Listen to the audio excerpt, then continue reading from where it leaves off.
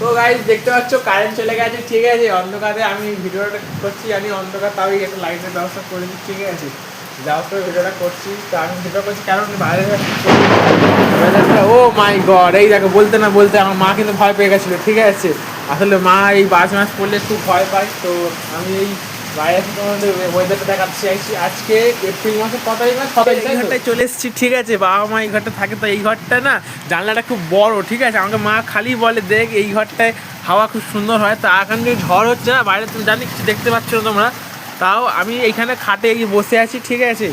খাটে বসে আছি আর এখান থেকে ও মানে কি লেভেলের জলও আসছে, হাওয়াও আসছে, ঠিক আছে। আর পর্দাটা দিয়ে দাও, ঝাপটা আসছে, খাটমান ভিজে যাবে, তো মা এই জিনিস আবার এই দিয়ে দিচ্ছে, ঠিক আছে।